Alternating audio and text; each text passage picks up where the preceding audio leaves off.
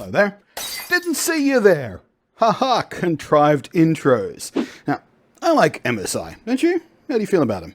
Their stuff tends to be anywhere from pretty good to properly good, and over the years I've reviewed and owned several chunks of MSI tech, including a few laptops, which in an outgrowth of those engineering feats is where we get to the point of the video today, the MSI Claw, which is pretty interesting as a device, but not because it's one of those Me Too devices I predicted would be flooding out this year in the wake of the Steam Deck and then the ROG Ally's warm welcome in gaming circles. No, it's special because of something else, and I will get back to that in just a few seconds. The Claw was officially revealed back in early January at CES, and as of yet, it is without a solid release date pinned down, but March or April are what the rumor mill keeps saying, so it makes sense, especially in light of today's news. So, official reviews for the MSI Claw are a while away yet. As reported this morning, though, by videocards.com, it seems some Chinese media outlets have, somehow managed to quote-unquote get their hands on early samples.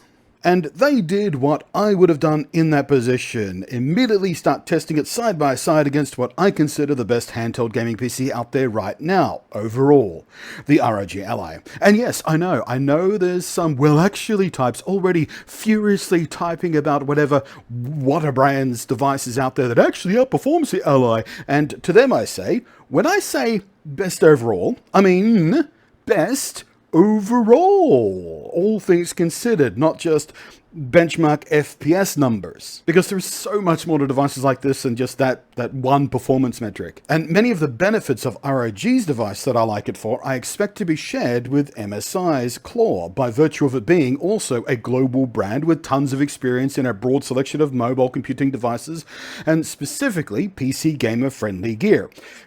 The biggest thing about comparing the MSI Claw to the ROG Ally is something I spoke about when it was first announced, and it's that something special I mentioned just a couple of sentences back.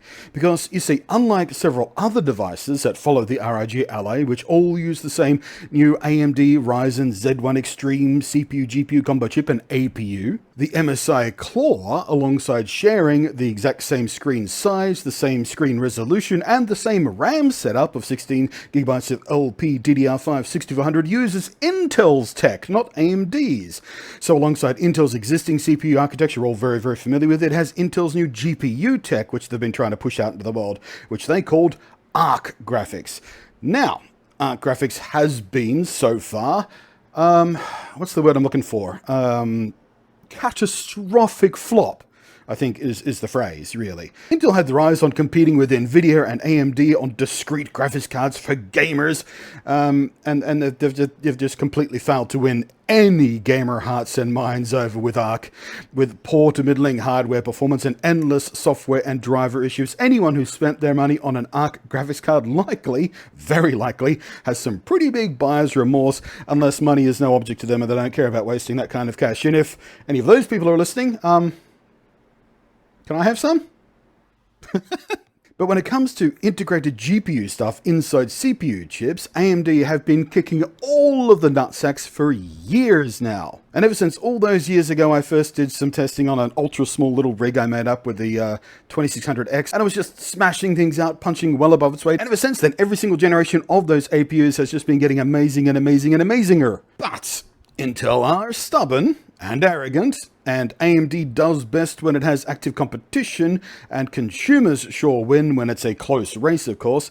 So I have been really honestly hoping that the Intel combo punch inside the MSI Claw will surprise us and redeem the Arc name in the eyes of gamers. Sadly, no, it seems like Intel are underperforming again. Now, before we go on this, it's important to note that these are pre-release devices that they got their hands on. They'll have zero-day firmware, BIOS, and drivers. And of course, it's been well demonstrated time and time again, and specifically with the ROG Ally, that driver refinement and BIOS fine-tuning can make significant performance improvements over day one results. But as it stands, according to the only evidence we have right now, yeah, rather unsurprisingly, I'm afraid to report, the Intel hardware comes up short, very short. At all power performance settings, it just loses. Cyberpunk 2077 at 60 FPS on the ROG Ally. Use those exact same settings on the MSI Claw, you get 44 FPS. Yoicks. Shadow of the Tomb Raider, basically the same story, where the Ally is benchmarking at these settings at 50 to 60 FPS also. The Claw is seeing 40-ish, and as low as 24 FPS at the lowest power profile, while the Ally still gets 42 FPS at the lowest power profile. Psh. Red Dead Redemption 2, again, 60 FPS on the Ally, not even 50 on the Claw. Resident Evil, kind of atrocious on the Claw at 21 FPS to 53 FPS, and the Ally not only gets much higher, as we've seen the pattern here already, but far more consistent results, interestingly enough, 51 to 68 FPS. That's a much smaller window than 21 to 50.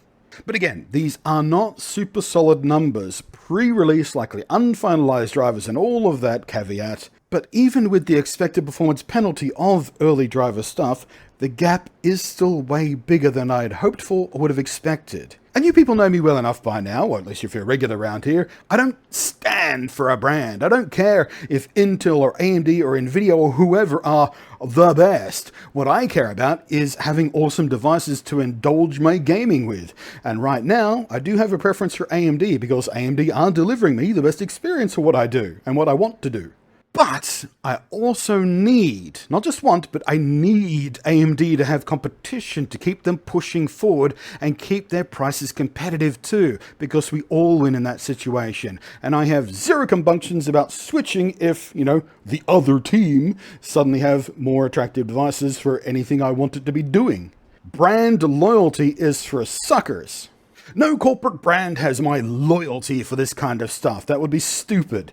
It is exciting though. I don't mean properly exciting, just as a nerd, as a gamer, as a dork, to see this new breed and surge of high-performance handheld PC gaming devices start to proliferate, following on from what the Steam Deck did and the ROG Ally, and of course both those devices inspired by the successes of the Nintendo Switch. We can't forget that. Although if we want to get really deep, we have to say the Nintendo Switch didn't invent that form factor at all, but that's a whole other video there somewhere. Point I'm trying to make is it's a very fun device category, both to use as a gamer and to cover in my videos and whatnot. They're interesting and fun, and it's kind of exciting right now.